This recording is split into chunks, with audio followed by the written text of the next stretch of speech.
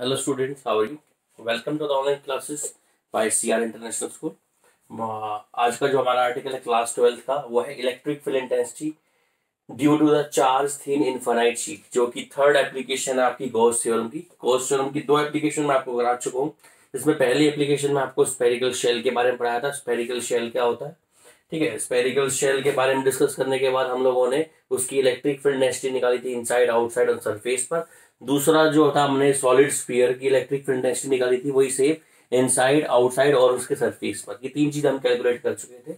Last time मैंने आपको एक क्वेश्चन दिया था ग्राफ बनाने का, इलेक्ट्रिक फील्ड डेंसिटी के बीच में और किसके बीच में बेटा, आर के बीच में। इन दोनों के बीच में मैंने आपको ग्राफ बनाने के लिए दिया था। होप तो आप लोगों ने ग्राफ बना लिया होगा। जिन बच्चों से ग्राफ नहीं बनाया है या जिनको ग्राफ समझ नहीं आया, वो मुझसे व्हाट्सअप करके क्वेश्चन पूछ सकते हैं, ग्राफ को पूछ सकते हैं। वैसे मैं आपको बता के दे रहा हूँ भी ग्राफ। अब ग्राफ की एक्सप्लेनेशन क्या है वो आप खुद से सर्च करोगे। जो ग्राफ था वो हमारे पास दो चीजों के बीच में था बेटा, एक तो इलेक्ट्रिक फील्ड डेंसिटी, दूसरा डिस्टेंस।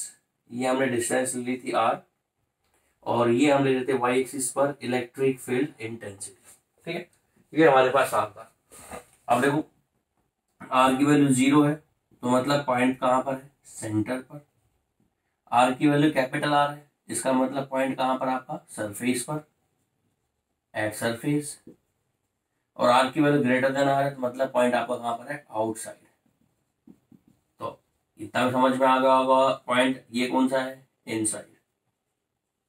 ठीक है, तो अगर आप ग्राफ बनाया होगा आप लोगों ने, तो आपको ग्राफ कुछ इस टाइप से बना होगा। पहले आएगा इलेक्ट्रिक फील्ड डेंसिटी, जैसे कैपिटल आ रही, इलेक्ट्रिक फील्ड डेंसिटी की जो वैल्यू है मैक्सिमम हो जाएगी इस पॉइंट पर, मैक्सिमम वैल्यू। क्योंकि इलेक्ट्रिक फील्ड डेंसिटी जो है इनसाइड वो डायरेक्टली प्रोपोर्शनल थी रेडियस, डिस्टेंस पर। जितनी ज्यादा डिस्टेंस बढ़ेगी उतनी ज्यादा इलेक्ट्रिक फील्ड डेंसिटी बढ़ेगी। ये इनसाइड हुआ, यहाँ पर electric field density directly proportional थी डिस्टेंस की।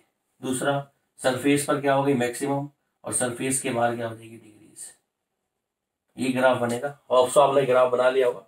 ठीक है, अगर इस ग्राफ को बनाने में अगर आपको कोई भी दिक्कत आई है तो आप मुझसे फोन करके या व्हाट्सएप करके पूछ सकते हो बेटा। आपको नंबर मेरा पता ही है, पहले भी आपको एक नंबर बता चुका हूँ, दोबारा भी आप देख लेना। ठीक है, अब जो इसकी लास्ट एप्लीकेशन है, मतलब इस एप्लीकेशन के बाद कॉम्बिनेशन ऑफ शीट बचेगा। ठीक है, कॉम्बिनेशन ऑफ शीट, जो ये एप्लीकेशन पढ़ा रहा हूँ उसके बाद कॉम्बिनेशन ऑफ शीट बचेगा।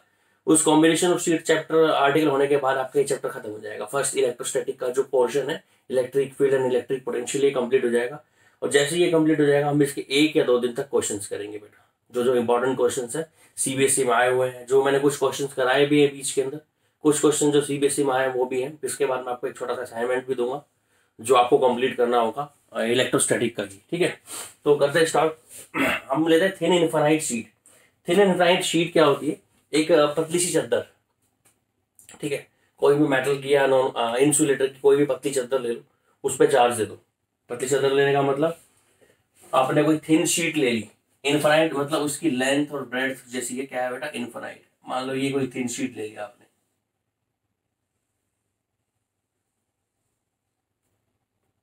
ठीक, ये कोई शीट ले लिया आपने, पतली चद्दर है। इसका ये जो कर्व दिखाया ना, कर्व लाइन का मतलब इसकी जो लेंथ है वो इनफाइनाइट है। ठीक है, वैसे इसकी ब्रेड्थ भी इनफाइनाइट है, पर हमने इसको ऐसे रखा है ताकि इसको हम इमेजिन कर पाए। अगर मान लो ब्रेड्थ भी इनफाइनाइट कर दे, ये भी इनफाइनाइट कर दे, तो इमेजिन करना थोड़ा सा मुश्किल हो जाएगा। इसलिए हम लोगों ने ये शीट ले ली। ठीक है, इस शीट पर हम लोगों ने चार्ज दे दिया, पॉजिटिव चार्ज, जो कि इस पूरे सरफेस पर डिस्ट्रीब्यूट हो जाएगा।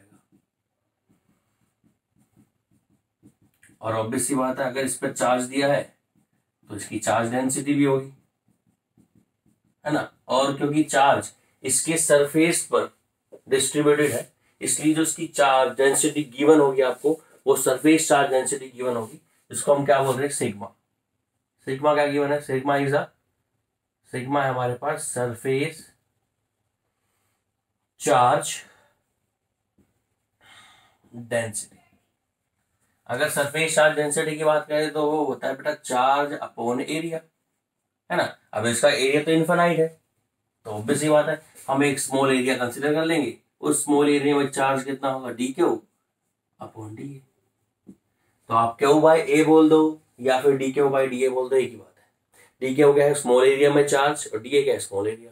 तो D Q by D A भी हमारे पास क्या होगी, सरफेस चार्ज डेंसिटी। ये वैल्यू ये आपको गिवन होगा। अब कहता क्या है बेटा, कहता है गॉस थ्योरम का यूज करो, ठीक है, और इस इलेक्ट्रिक फील्ड इंटेंसिटी कैलकुलेट करो इस थिन इनफाइनाइट शीट की वजह से इस पॉइंट पर। ये कोई पॉइंट ले लिया आपने, इस पी पॉइंट पर इलेक्ट्रिक फील्ड इंटेंसिटी कैलकुलेट करनी है आपको, किसकी हेल्प से, गॉस थ्योरम की हेल्प से। समझने के लिए क्या करते हैं हम, मान लो ये कोई मैंने कॉपी ले लिया, इस कॉपी पर हम लोगों ने चार्ज दे दिया। चार्ज कैसे दे दिया हमने बेटा, इस पर हमने प्लस क्यू चार्ज दे दिया पूरी नोटबुक पर, ठीक है। तो प्लस क्यू चार्ज दिया तो इस साइड इलेक्ट्रिक फील्ड लाइंस बाहर जाएंगी, ठीक है, और इस साइड भी इलेक्ट्रिक फील्ड लाइंस बाहर जाएंगी और इस साइड भी इलेक्ट्रिक फील्ड लाइंस बाहर जाएंगी। ऐसे ही है, कुछ इस टाइप से रखा हुआ है इसको। तो मैंने इस पॉइंट पर आपसे इलेक्ट्रिक फील्ड इंटेंसिटी पूछी है। देखो अगर आप इससे इस पॉइंट पे इलेक्ट्रिक फील्ड इंटेंसिटी निकालो या फिर इससे इस पॉइंट पे इलेक्ट्रिक फील्ड इंटेंसिटी निकालो, सेम है, क्योंकि दोनों पर यही बोल सकते हैं थिन शीट है। थिन शीट का मतलब इसकी विड्थ बिल्कुल भी नहीं है, तो चार्ज पूरी बॉडी पर डिस्ट्रीब्यूटेड होगा, है ना। तो आप इस पॉइंट पर निकालो इलेक्ट्रिक फील्ड इंटेंसिटी या सेम इस पॉइंट पे इलेक्ट्रिक फील्ड इंटेंसिटी निकालो, दोनों ही पॉइंट क्या है, सेम, ठीक है। तो हम दोनों ही पॉइंट पर कैलकुलेट करके हाफ कर देंगे, ऐसा कुछ करने वाले आगे जाते, ठीक है। तो अब आपको कौन सी थ्योरम अप्लाई करनी है, अब आपको अप्लाई करनी है बेटा गॉस थ्योरम। गॉस थ्योरम के लिए आपको एक गॉसियन सरफेस चाहिए होता है ना। तो गॉसियन सरफेस इस केस में कैसा होगा, तो इसके कंसिडर करेंगे इसमें, इस केस में हम कंसिडर करेंगे, कंसिडर ए गॉसियन सरफेस। जिस बच्चों ने मेरे पिछले वीडियो देखे थे उन वीडियो में मैंने आपको बताया था कि गॉसियन सरफेस तीनों केसेस में, उन दोनों में स्फेरिकल था, इसमें गॉसियन सरफेस कैसा होगा, cylindrical. Consider a Gaussian surface of with shape of cylindrical shape.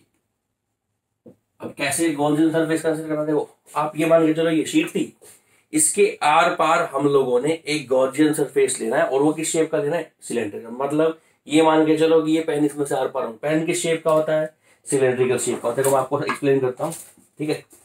Explain करने के लिए ले लेते हैं, मान लो ये शीट हमारे पास, ठीक, इसके ऊपर हमने गॉसियन सरफेस ड्रॉ करना है और गॉसियन सरफेस हमारा किस शेप का होना चाहिए, गॉसियन सरफेस हमारा होना चाहिए किस शेप का बेटा, सिलेंड्रिकल शेप का। तो देखो हम ऐसा कुछ करेंगे, तो इसके आर पार हम लोगों ने ऐसे एक गॉसियन सरफेस ड्रॉ कर दिया, समझ रहे हो, ये सिलेंड्रिकल शेप का है। ये गॉसियन सरफेस जो है इस हमारी प्लेन शीट से आर पार जाएगा। तो मैं इसको बोर्ड पे ड्रॉ करूंगा, होप सो समझ में आएगा। देखो तो हम लोगों ने इसी पॉइंट को इंक्लूड करते हुए एक सिलेंड्रिकल शेप का गॉसियन सरफेस ड्रॉ किया। ये हमारा गॉसियन सरफेस हो गया जो कि किस में से आर पार हो रहा है बेटा, इस हमारी थिन शीट में से आर पार होगा, ठीक। ऐसे ही सेम यहां पर भी होगा।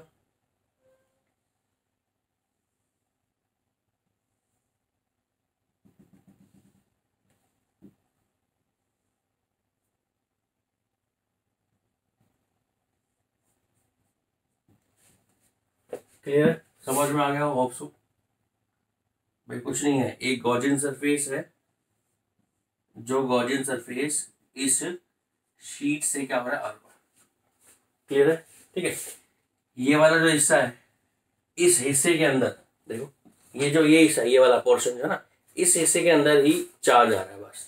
मतलब गॉसियन सरफेस के अंदर जो चार्ज आ रहा है इस शीट का, वो सिर्फ ये वाला पोर्शन है, इस वाले पोर्शन में चार्ज आ रहा है। उस वाले पोर्शन में चार्ज की जो वैल्यू है यहाँ, जो इस वाले पोर्शन में चार्ज की जो, देखो पूरी शीट पे चार्ज तो क्यू है ना, और जो छोटा सा पोर्शन हमने जो लिया है, जो सिलेंड्रिकल पास हो रहा है, इस वाले छोटे से पोर्शन में जो चार्ज की वैल्यू वो कितनी मान रहे हैं हम, डी, ठीक है। तो कंसिडर कर लिया हमने गॉसियन सरफेस ऑफ किस शेप का कंसिडर कर लिया बेटा, सिलेंड्रिकल सरफेस का कंसिडर कर लिया।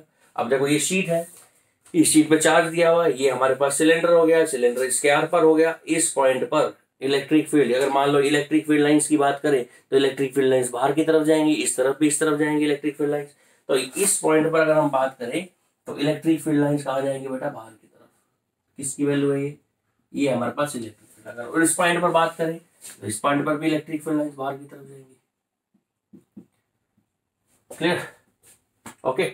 और यहाँ पर अगर एरिया वेक्टर ड्रॉ करें तो डी ए, इसका जो स्मॉल एरिया, ये जो एरिया है इसको हम क्या बोलते हैं, डी ए। दोबारा हैशटैग डाल देते हैं, क्या है डी ए हमारे पास, क्या है डी ए हमारे पास, क्या है स्मॉल एरिया।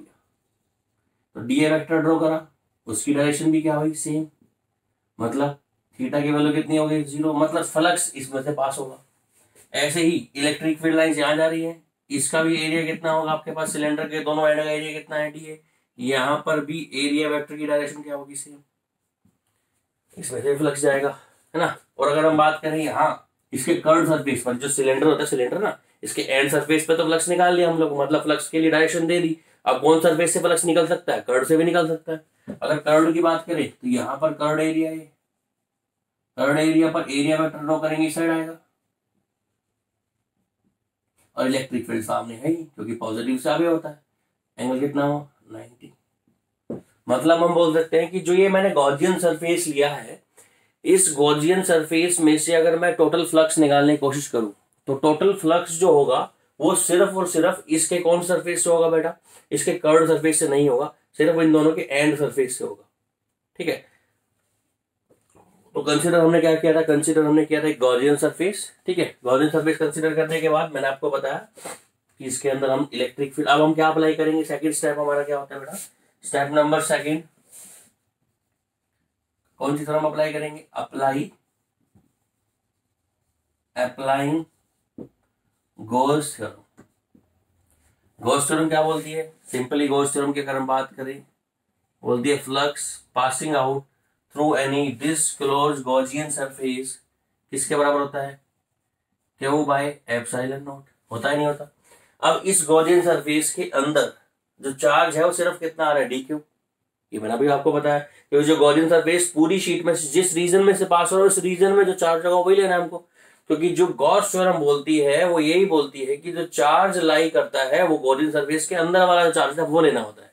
तो अंदर जो चार्ज है इस गॉसियन सरफेस के वो कितना है, डी क्यू। तो जो हमारे पास फ्लक्स का फॉर्मूला होगा, फ्लक्स की फॉर्मूला क्या हो जाएगा, फाई बराबर हमारे पास कितना हो जाएगा, क्यू की जगह पर क्या हो जाएगा बेटा, D Q by epsilon not. Flux देखो हमें पता है दो सरफेस से निकल रहा है, एक इस सरफेस से निकल रहा है और एक इस सरफेस से। इसके कर्व सरफेस से फ्लक्स की वैल्यू कितनी है, 0। अब दो सरफेस है तो फ्लक्स कितना हो जाएगा, इस सरफेस से फ्लक्स निकाल लो, उसको 2 से मल्टीप्लाई कर दो, इस सरफेस से फ्लक्स क्या आएगा, फ्लक्स का फॉर्मूला क्या होता है बेटा, वेक्टर ई और वेक्टर डी ए, इन दोनों का क्या होता है, डॉट प्रोडक्ट, और इसको किससे मल्टीप्लाई कर दो, 2 से। तो 2 ई डॉट डी ए, ये टोटल किसके बराबर हो जाएगा, फ्लक्स की, और इसकी वैल्यू किसके बराबर है बेटा, D Q by epsilon not. 2 E D A, अब देखो ई डी ए, इसको डॉट प्रोडक्ट ओपन कर दो, 2 ई का मैग्नीट्यूड, डी ए का मैग्नीट्यूड, और कितना degree, cos of degree, cos 0 degree किसके बराबर रहेगा, D Q by epsilon not. बात समझ में आ गई होगी। अब देखो यहाँ से इलेक्ट्रिक फील्ड की वैल्यू निकालने तो ई को ही रहने, तो बाकी सब टर्म को सिलेंडर, cos 0 की वैल्यू कितनी हो जाएगी, 1, 2 एफ डी ए वहां चला जाएगा, तो बचा यहाँ पर कितना है हमारे पास, देखो D Q upon 2 D A epsilon not. और डी क्यू बटे D A charge upon area क्या होता है, चार्ज अपॉन एरिया होता है सरफेस चार्ज डेंसिटी, इसको हम बोलते हैं सिग्मा। तो इलेक्ट्रिक फील्ड इंटेंसिटी की वैल्यू क्या होती है, सिग्मा बाय, ये sigma by what, 2 epsilon not. तो ये हमारे पास क्या थी, गॉस थ्योरम की कौन सी एप्लीकेशन थी बेटा, सेकंड एप्लीकेशन थी। सेकंड एप्लीकेशन में हम लोगों ने क्या कैलकुलेट किया है, हम लोगों ने इलेक्ट्रिक फील्ड इंटेंसिटी कैलकुलेट करा है due to thin infinite sheet. Hope so आप सबको समझ में आया होगा, आप सब लोगों ने नोट भी कर लिया होगा, नोट नहीं करा तो वीडियो को पॉज करके इसको नोट कर लो। छोटा सा ही डेरिवेशन है इसका, ज्यादा लेंथी डेरिवेशन नहीं है, पर स्टेप वही है, पहले गॉसियन सरफेस लेना, फिर गॉसियन सरफेस पे फ्लक्स निकालना, फ्लक्स निकालने के बाद उसको इंटीग्रेट करना। यहाँ इंटीग्रेशन की जरूरत इसलिए नहीं पड़ी क्योंकि दो जो एरिया थे उन दोनों एरिया की वैल्यू भी गिवन थी, और वो जो इलेक्ट्रिक फील्ड था उसकी वैल्यू भी गिवन, दोनों वैल्यू गिवन थी। वैल्यूज गिवन होने के बाद हमने सेलेक्ट वैल्यू पुट कर दी। ठीक है, अब देखो इसी के बाद हम लोग क्या पढ़ेंगे, इसी को थोड़ा सा एक्सप्लेन करते हैं, है ना। वो देखो क्या आएगा एक्सप्लेनेशन में, क्या बता रहे हैं हम, देखो हमारे को पता लग गया किसी भी थिन शीट, ये हमारे पास कोई शीट थी, ठीक है, इस शीट पर हमने चार्ज दिया, क्या चार्ज दिया बेटा, मान लो प्लस क्यू चार्ज दे दिया, इस पूरी शीट पर आप लोगों ने प्लस क्यू का चार्ज दे दिया। ठीक, इस शीट के इस साइड भी इलेक्ट्रिक फील्ड इंटेंसिटी आ गई, इलेक्ट्रिक फील्ड लाइंस, इस साइड भी इलेक्ट्रिक फील्ड लाइंस आ गई। इस पॉइंट पे इलेक्ट्रिक फील्ड इंटेंसिटी की जो वैल्यू आई है वो कितनी है, देखो बेटा, इस पॉइंट पे जो इलेक्ट्रिक फील्ड इंटेंसिटी की वैल्यू आई है वो आई है ई बराबर कितना, बोलो, sigma bye 2 epsilon not, sigma bye 2 epsilon not. ठीक है, यहां से ध्यान से देखो, जो इलेक्ट्रिक फील्ड इंटेंसिटी है वो डिस्टेंस पे डिपेंड नहीं कर रही। मतलब ये शीट है, इस शीट के इस पॉइंट पे electric intensity sigma bye 2 epsilon not, इस पॉइंट पे electric intensity sigma bye 2 epsilon not, इस पॉइंट पे इलेक्ट्रिक इंटेंसिटी सिग्मा बाय 2, मतलब डिस्टेंस पर डिपेंड नहीं करेगी। तो हम बोल सकते हैं the electric field intensity, electric field intensity do not depend upon what? The distance. Do not depend upon the distance from sheet. ठीक है, और याद रखना इलेक्ट्रिक फील्ड इंटेंसिटी ई, इसकी वैल्यू थी सिग्मा बाई कितनी हो गई 2 एप्सिलॉन नॉट, है ना। अब जो डायरेक्ट अगर मान लो सिग्मा हमारा पॉजिटिव चार्ज है ना, हमें चार्ज जो दे रखा है शीट पर पॉजिटिव है, तब पॉजिटिव चार्ज की वजह से जो इलेक्ट्रिक फील्ड इंटेंसिटी की जो वैल्यू होगी उसकी अवे होगी, डायरेक्शन होगी अवे फ्रॉम द शीट, और नेगेटिव चार्ज की वजह से उसकी डायरेक्शन क्या होगी टुवर्ड्स द शीट। मतलब हम बोल सकते हैं due to the positive charge की वजह से, अगर आपने शीट को कौन सा चार्ज दिया बेटा पॉजिटिव, मतलब ये शीट हमारे पास और इस शीट को आप लोगों ने चार्ज दे दिया कौन सा पॉजिटिव, तो इस पॉइंट पर अगर आप इलेक्ट्रिक फील्ड इंटेंसिटी निकाल रहे हैं इस शीट की वजह से, तो इसकी direction away from the sheet होगी, क्या होगी पॉजिटिव चार्ज की वजह से जो इलेक्ट्रिक फील्ड की क्या होती है, इलेक्ट्रिक फील्ड की डायरेक्शन होती है वो क्या होती है बेटा, that is away from sheet से अवे होती है, बाहर की तरफ होती है शीट से। और अगर इसी की जगह पर हमको क्या देते बेटा, इसी की जगह पर हमको नेगेटिव चार्ज देते और इस पॉइंट पर इलेक्ट्रिक फील्ड इंटेंसिटी पूछे तो उसकी डायरेक्शन क्या होती है टुवर्ड्स, उसमें इलेक्ट्रिक फील्ड की डायरेक्शन क्या होती है टुवर्ड्स। मतलब अगर चार्ज हमारे को नेगेटिव दे दे, नेगेटिव चार्ज की वजह से जो हमारे पास क्या होती है डायरेक्शन होती है वो क्या होती है बेटा, डायरेक्शन होती है towards the charge, towards the sheet, sheet के क्या होती है बेटा टुवर्ड्स होती है। तो मतलब यहां से क्लियर हो गया कि जो इलेक्ट्रिक फील्ड इंटेंसिटी होती है किसी थिन शीट की वजह से, अगर उस पर पॉजिटिव चार्ज है तो डायरेक्शन उसकी होगी अवे फ्रॉम द चार्ज, और अगर उस पर नेगेटिव चार्ज है सॉरी बेटा तो डायरेक्शन क्या होगी उसकी towards from the sheet, sheet के टुवर्ड्स और उसमें शीट के अवे, ठीक है। और इलेक्ट्रिक फील्ड इंटेंसिटी की जो वैल्यू है वो किसके बराबर होती है, ई बराबर sigma bye 2 epsilon not. Clear है, ठीक है। बुक के अंदर एक कंसेप्ट और दिया हुआ है, वो भी अगर देख लो, देखना चाहो समझना चाहो समझ सकते हो। अगर आपके पास शीट जो है थिन नहीं है, थिक शीट है, क्या है थिक शीट है, थिन शीट ना होकर कैसी शीट है बेटा थिक, ऐसे इस शेप की थिक शीट है, और दोनों थिक शीट पर आपको चार्ज दिया हुआ, इस वाले पोर्शन पर भी चार्ज दिया हुआ इन्होंने पॉजिटिव चार्ज, और इसके बैक साइड वाला पोर्शन है उस वाले पोर्शन पर भी कैसा चार्ज दिया हुआ है पॉजिटिव। तो थिन शीट की जगह पर कैसी शीट हो गई थिक शीट। अगर आपके पास थिक शीट है और थिक शीट की वजह से, ठीक है, पीछे वाले पोर्शन पर भी चार्ज है बेटा पॉजिटिव, ठीक है, इस पॉइंट पे इलेक्ट्रिक फील्ड इंटेंसिटी निकालनी, तो दो थिक शीट एक कॉम्बिनेशन हो गया दो शीट का, एक फ्रंट वाली शीट और एक पीछे वाली शीट, दो शीट का कॉम्बिनेशन हो गया। तो फ्रंट वाली शीट की वजह से इलेक्ट्रिक फील्ड इंटेंसिटी की डायरेक्शन क्या होगी अवे E1, सेकंड वाली की वजह से क्या होगी अवे E2। E1 की वैल्यू देखो दोनों की सेम आई, फर्स्ट वाले की वजह से इस पॉइंट पे इलेक्ट्रिक फील्ड की डायरेक्शन अवे हो गई, सेकंड वाली शीट की वजह से इस पॉइंट पर इलेक्ट्रिक फील्ड डायरेक्शन अवे हो गई, दोनों पर पॉजिटिव चार्ज है, और दोनों पर पॉजिटिव चार्ज है तो हम बोल सकते हैं नेट इलेक्ट्रिक फील्ड इंटेंसिटी कितनी होगी E1 प्लस E2, दोनों को जोड़ देंगे। E1 कितना होता है सिग्मा बाय 2 एप्सिलॉन नॉट, पता है मैं थिन शीट की वजह से, उसमें भी कितना होगा सिग्मा बाय 2 एप्सिलॉन नॉट, दोनों को जोड़ दोगे तो कितना आ जाएगा sigma by epsilon not. Clear है, तो ये हमारे पास आ गई किसकी वजह से electric field intensity due to the thick sheet, ठीक है बेटा। तो ये हमने आपको डिस्कस किया electric field intensity due to thick sheet. Next video के अंदर हम लोग कॉम्बिनेशन ऑफ शीट्स पढ़ेंगे, जो कि मोस्ट प्रोबेबली चांस है उससे क्वेश्चंस बनने का एग्जाम के अंदर, ठीक है बेटा। आज के लिए इतना ही काफी है, थैंक यू फॉर अंडरस्टैंडिंग।